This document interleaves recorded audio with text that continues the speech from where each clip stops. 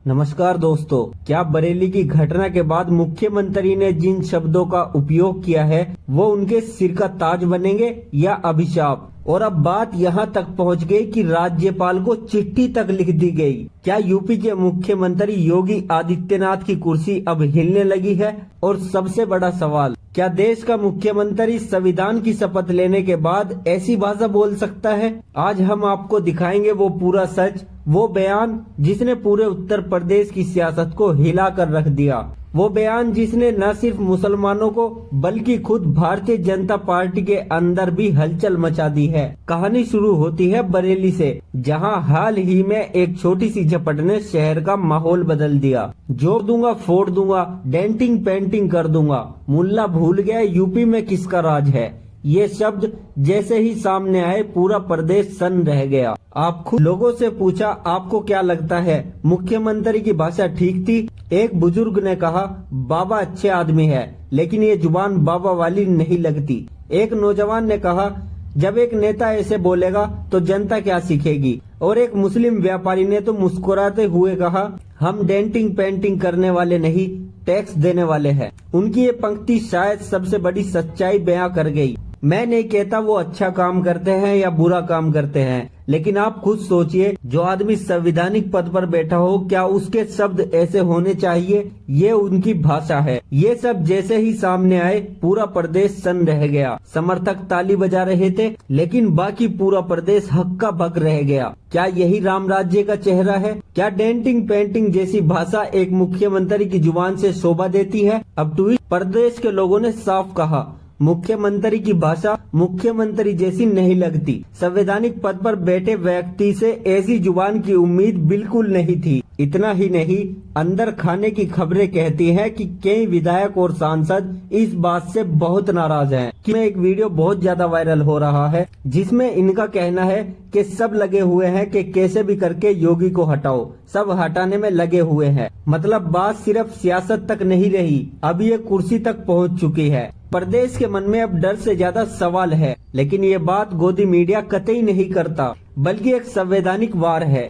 राज्यपाल को चिट्ठी लिखी गई है, साफ शब्दों में कहा गया है कि ऐसे व्यक्ति को जो इस तरह की भाषा का प्रयोग करे उसे पद पर बने रहने का अधिकार नहीं है। ये चिट्ठी सिर्फ एक कागज नहीं, क्योंकि अगर राज्यपाल ने इस पर विचार किया तो पूरी यूपी की सियासत में भूकंप आ सकता है। अब सवाल ये है, क्या ये बयान जानबूझकर दिया गया था या ये कोई राजनीतिक रणनीति थी जिससे वोट बैंक को साधा जा सके? राजनीतिक विशेषज्ञों का कहना है, यूपी में हर बार चुनाव से पहले धर्म और भाषा का मुद्दा गर्मा जाता है। ये वही फॉर्मूला है, डिवाइड एंड रूल। लेकिन इस बार जनता ज्यादा जागरूक है, क्योंकि जनता अब देख रही है कि हर बार सामुदायिक बयान आता है और हर बार असली मुद्दे बेरोजगारी, महंगाई, किसान पीछे छूट जाते हैं। विपक्ष और जनता ने इस मुद्दे को तुरंत पकड़ लिया। उनका कहना है, जो खुद को राम भक्त कहते हैं उन्हें राम की भाषा भी अपनानी चाहिए, मर्यादा की भाषा। राम मर्यादा की भाषा का प्रयोग करते थे। कहीं से ये भी आवाज उठी कि मुख्यमंत्री को समझना चाहिए कि उनकी जुबान सिर्फ उनके लिए नहीं बल्कि पूरे प्रदेश के लिए मिसाल होती है। अब सवाल सीधा सा है, अगर खुद मुख्यमंत्री ही मर्यादा तोड़ दे तो मर्यादा बचाएगा कौन? लेकिन कहानी का दूसरा चेहरा ये भी है,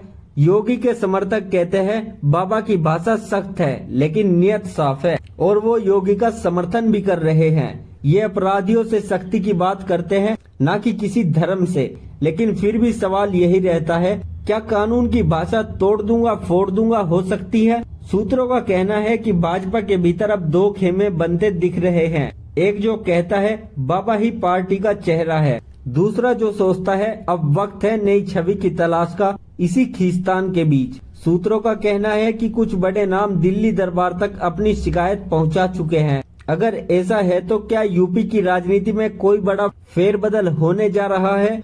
राजनीति से हटकर सोचिए, एक मुसलमान या एक आम नागरिक जब ये बयान सुनता है तो उसके मन में क्या चल रहा होगा? क्या उसे लगेगा कि सरकार उसे अपना मानती है, या फिर उसे डर लगता होगा कि कहीं कल वो भी डेंटिंग पेंटिंग की लिस्ट में ना आ जाए? कहानी यही मानवीय हो जाती है, क्योंकि राजनीति से ऊपर इंसानियत है और सत्ता से ऊपर संविधान।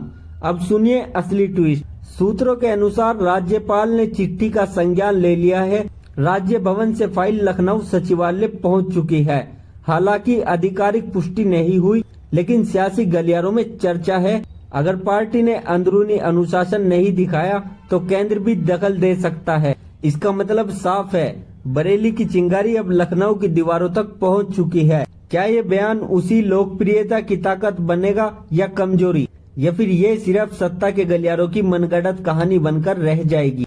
हम किसके पक्ष में या विपक्ष में नहीं हैं, हम सिर्फ सवाल के पक्ष में हैं। क्या भारत में राजनीति काम से नहीं कठोर शब्दों से चलेगी?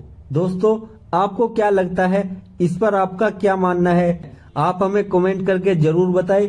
वीडियो अच्छी लगी तो वीडियो को लाइक कीजिए, शेयर कीजिए और चैनल को सब्सक्राइब करके समर्थन दीजिए।